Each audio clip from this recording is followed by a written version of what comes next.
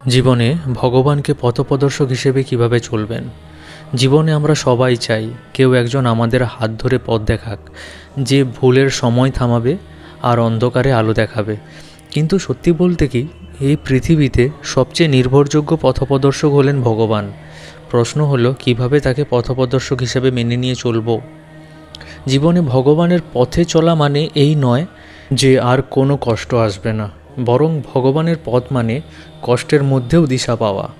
আমরা অনেক সময় ভগবানের কাছে প্রার্থনা করি, কিন্তু শর্ত দিয়ে। আমরা বলি এটা হলে বিশ্বাস করব, ওটা হলে মানত করব।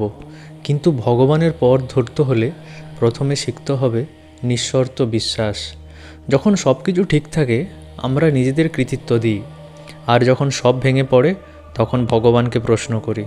কিন্তু মনে রাখবেন, ভগবান আমাদের পরীক্ষা নেন, কিন্তু কখনো একা ছেড়ে দেন না।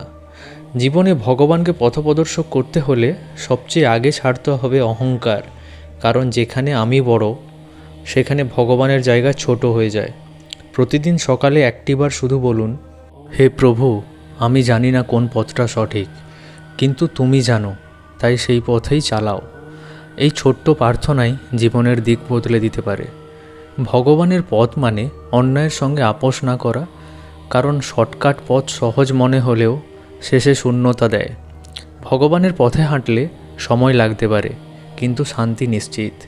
জীবনে অনেক সময় উত্তর আসে না, অনেক দরজা বন্ধ হয়ে যায়, তখন মনে হয় ভগবান বুঝি শুনছেন না। কিন্তু সত্যিটা হলো, ভগবান তখনই আমাদের শক্ত বানাচ্ছেন। যে মানুষ ধৈর্য ধরে, যে মানুষ বিশ্বাস রাখে, তার পথ কখনো ভুল হয় না। আর সবচেয়ে বড় কথা, ভগবানকে শুধু মন্দিরে খুঁজবেন না, তাকে খুঁজুন সততা, দয়া আর ক্ষমার মধ্যে। কারণ যে মানুষ অন্যকে কষ্ট দেয় না, সে অজান্তেই ভগবানের পথেই হাঁটে। জীবনে যদি শান্তি চান, দিশা চান, তাহলে ভগবানকে বলুন, তুমি শুধু আমার ভরসা নও, তুমি আমার পথপ্রদর্শক। ভরসা রাখুন, ধৈর্য ধরুন আর ভগবানের পথেই চলুন। এই ভিডিওটি ভালো লাগলে চ্যানেলটিকে সাবস্ক্রাইব করুন। ভালো থাকবেন।